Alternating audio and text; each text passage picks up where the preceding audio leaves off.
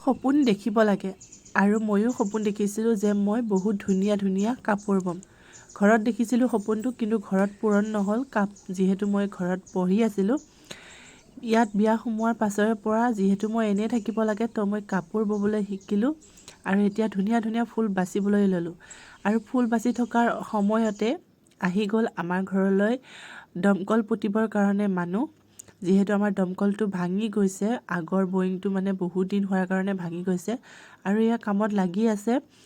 আনফালে আধা সম্পূৰ্ণ হৈছে, পানী চানী ধুনীয়াকৈ, এইটো আগৰ বয়িংটো আছিল। ইয়াতে এতিয়া ধুনীয়াকৈ বয়িংটো আৰম্ভণি কৰিবলৈ গাঁত চাত খান্দি পানী চানী যোগাৰ কৰি লৈছে। তাৰপাছত এইটো দমকলৰ নিচিনা বহাই লৈছে। এইডাল পাইপকেইডাল পুতিব আৰু সেইটো হৈছে আমাৰ পাকঘৰ। এইখিনিৰ পৰা ধুনীয়াকৈ ওচৰতে বহাই লৈছোঁ। আগতে দূৰত আছিল, ৰাতি কাম কৰিবলৈ অসুবিধা হয়, সেয়েহে এবাৰ ওচৰতে বহাইছোঁ আৰু ধুনীয়াকৈ কাম কৰি আছে। আৰু মোৰ ল'ৰাটো বহুত ধুনীয়াকৈ চাই আছে আৰু তেখেতলোকক চাহ বনাই দিলোঁ। লাল চাহ বনাইছোঁ, লগতে পুৰি দুটামান পুৰি দিছোঁ, যিহেতু কষ্ট কৰি আছে। আৰু দমকলটো পুতি হোৱাৰ পাছত যিহেতু দমকলটোৰ ঠাইখিনি বহুত খাল হয়, সেইকাৰণে খালটো পুৰাবলৈ আমি মা আৰু মই কামত লাগি আছোঁ। মা অলৰেডি জংঘলখিনি চাফা কৰাত লাগি আছে আৰু মই দুয়ো ধুনীয়াকৈ এইবিলাক ইটাবিলাক উঠালোঁ। ইয়াৰ পৰা যিখিনি ওখ ওখ মাটি আছে, সেই মাটিখিনি কাটি কাটি তাত পুৰাবগৈ লাগিব। যিহেতু আজি বহুত কষ্ট হৈছে দমকলটো এঠাইৰ পৰা আন ঠাইলৈ নিয়াৰ কাৰণে। যিখিনি ঠাইত নতুনকৈ পুতা হৈছে, বয়িং কৰা হৈছে, সেইখিনিত মানে ডাউন আছিল। সেইখিনি আমি মা আৰু মই মিলি আৰু লগত মোৰ বোৱাৰীজনী সহায় কৰি দিছে অলপ। ধুনীয়াকৈ মাটিখিনি আমি তাত কঢ়িয়ালোঁ, অলপ বাকী আছে।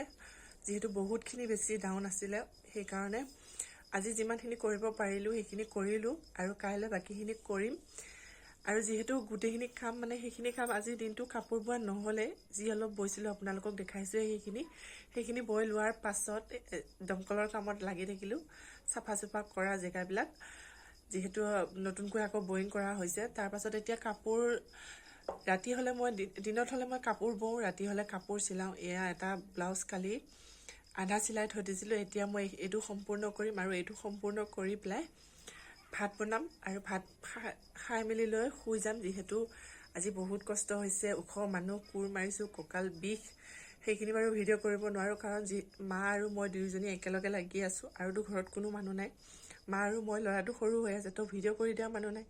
সেয়েহে কামখিনি কৰাৰ পাছতহে আপোনালোকক দেখাব পাৰিছোঁ। কৰি থকাৰ অৱস্থাত দেখাব পৰা নাই, তাৰ বাবে চৰি। আজিলৈ আহোঁ, বাই বাই।